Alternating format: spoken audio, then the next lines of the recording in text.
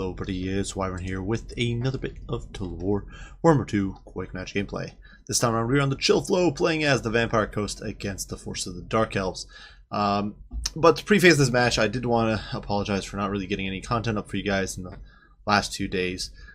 I've been having some issues with weekend work scheduling, and it's likely those will continue for the next month and a half or so. And so if there are videos missed over the weekends, you guys will know. Watch out for that. I will do my very best to be putting videos up either ahead of time or sort of uploading them on the go. I'll probably have to precast them and that sort of stuff, but either way, just wanted to let you guys know. But without further ado, let's dive into this match. So one of the things I've been doing lately with Vampire Coast is been trying out different builds and trying out builds that are not meta.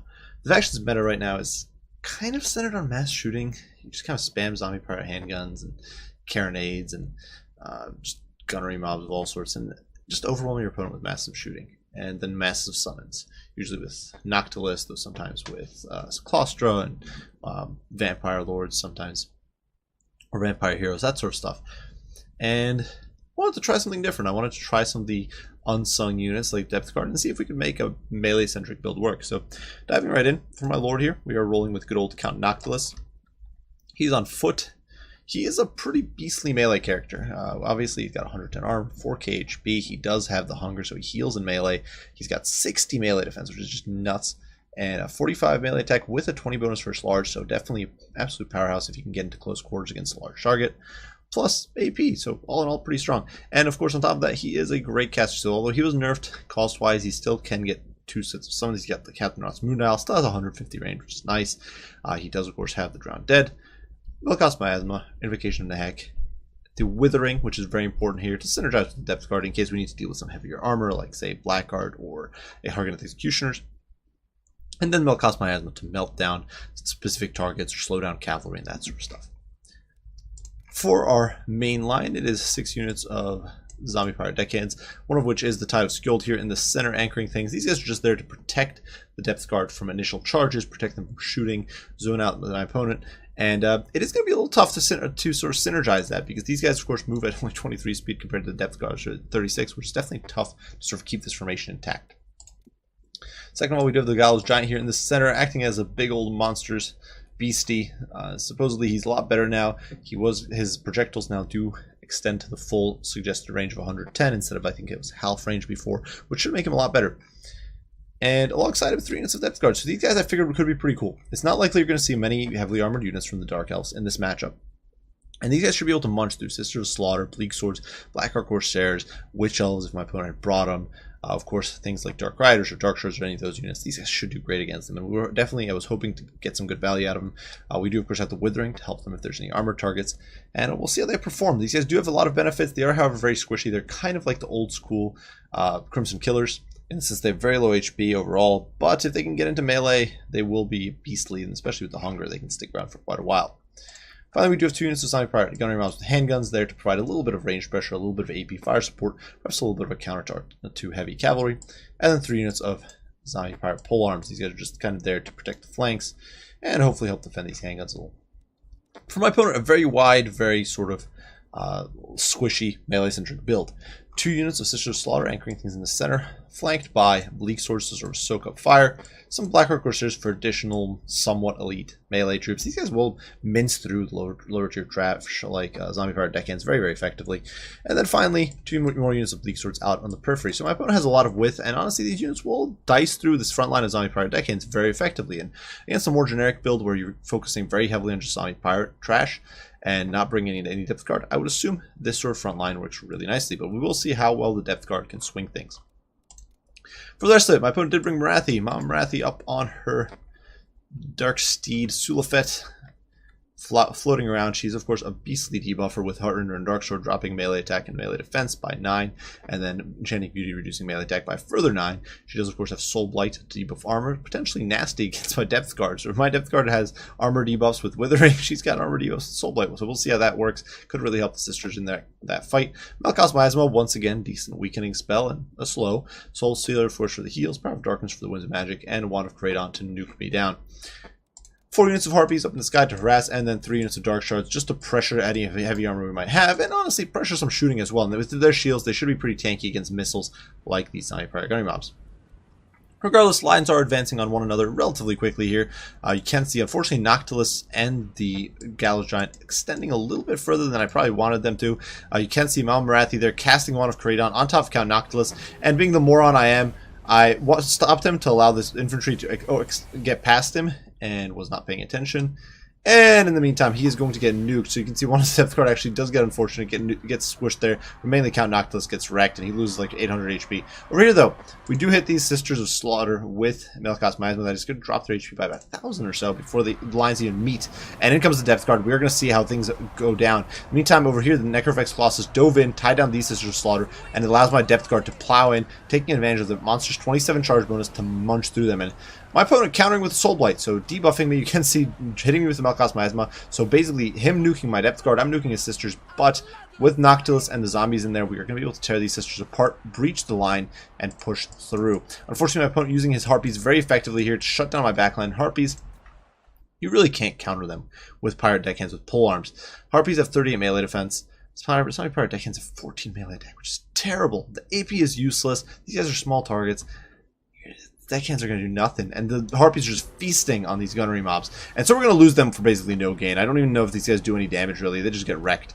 In the meantime, over here, we do get a nice little barrage, nuking down these Sisters and forcing a huge rout, and this is really important. We're removing all these elite units my opponent had from the field, taking advantage of the hypermobility of our Depth Guard to push through and shatter these Sisters, and then push right onto the Dark Shards. And you can see we're using our summons over here, dropping them on top of the Dark Shards over here, the Depth Guard diving in on the Dark Shards, and they're going to start mincing them up in short order. You can see that those guys twirling around with their axes, just dual wielding and cleaving through this Dark Elf filth. And my opponent's definitely trying to hold up here, trying to sort of bunker down and absorb this charge, but it's really just not happening. He's getting tied down. We are hitting our Depth Guard with Invocation of the Hack to keep them in the fight. And then once Hunger kicks in, they're also going to be healing in this fight. 31 melee defense, not great, but good enough when you're fighting trash like Dark Shards. And it's definitely, or melee trash like Dark Shards. It's definitely coming into my favor. Over here, the Necrovex Colossus did come back to try to defeat Mal Marathi, but she's countering with debuff, Soul Blight on him, dropping his armor down to 30, so that's a really piteous number. I think he's also down a further 15 because of her spell casting ability from Lord of Dark. But in the meantime, we have removed, so one of the cool things, we basically removed all of my opponent's shooting from play. You can see over here the Depth Guard pursuing and healing because of hunger as they're pursuing. And on the flanks, the Zombie Pirate Deckhands holding up the Bleak Swords, holding up the Blackheart Corsairs. And, you know, they've actually left a dent in these guys. And now the Depth Guard is swinging back around, looking to crush these guys in melee. You can see a Soul Blight going, or a Withering going down, dropping these guys' armor by 30, as well as their leadership down to 10. And, of course, as they take damage, as Noctilus dives in with his monstrous halberd, these guys are going to start falling apart. And these Blackheart Corsairs forced to flee here before the Depth Guard. Now, fortunately for the Corsairs, they are fast enough to escape the Depth Guard, who only has 35 speed to their...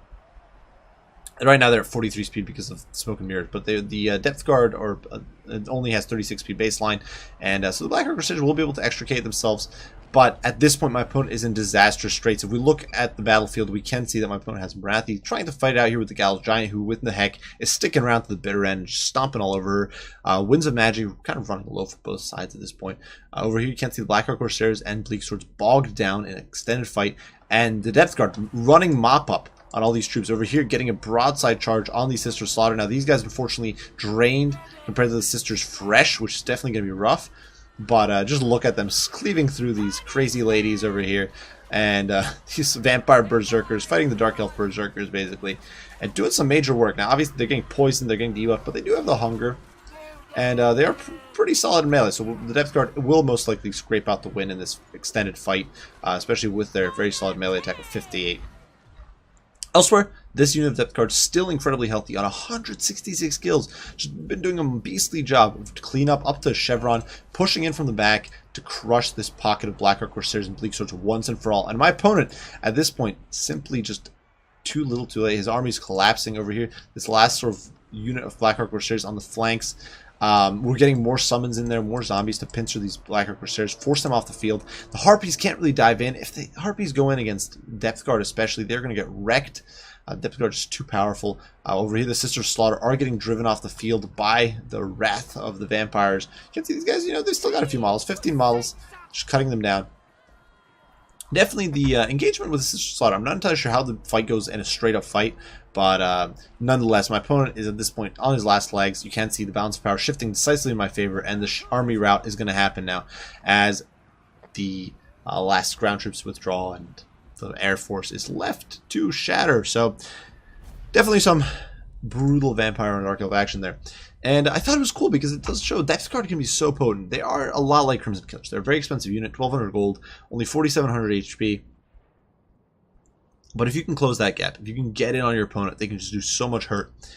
And one of the cool things about Depth Guard is that, especially you can say against Dark Elves. Against Dark Elves, what's a Dark Elf player likely to bring against you? He's not going to bring a Blackguard. He's not going to bring Hargoneth Executioners because neither of those units really hold up to handgun spam, which is so popular. Now, obviously, some players might do this, especially newer players, I would assume. But most experienced players know that if your opponent spams handguns, hell, if they just bring like 4 handguns and they've got some artillery, your Executioners are not going to manage to chew through a bajillion zombies before they get shattered.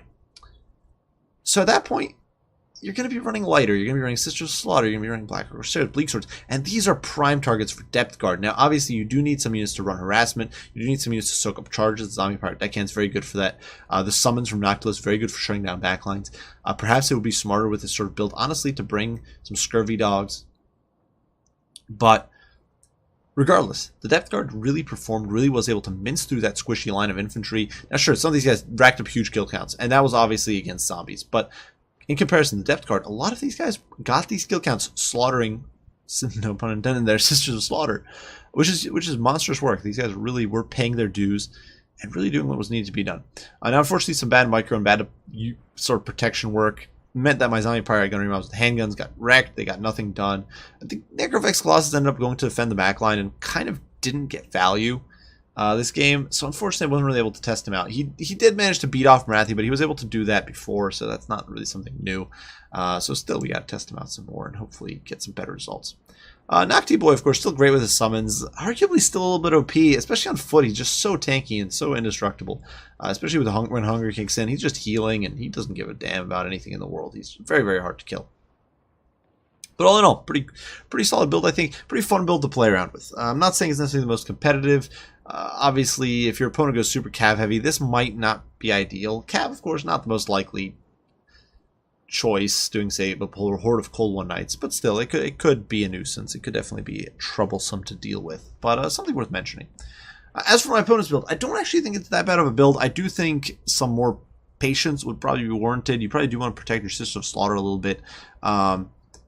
Perhaps not commit all 4 of your Harpies to shutting down that backline. I only had 2 shooting units, so you could have committed 2 Harpies to that, and then use 2 other Harpies to help clean up that front line a little bit.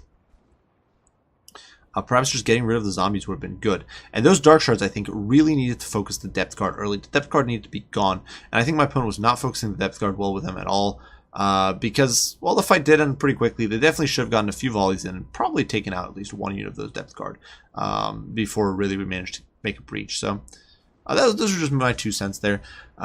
Otherwise, cool build. I do hope you guys enjoyed the video. I hope you found it entertaining and fun. Like I said, it is likely that there will be some issues with weekend updates for the next couple of weeks or maybe a month and a half. I will try to keep you guys posted, and I will try to still get the updates up, but just want you guys to be aware.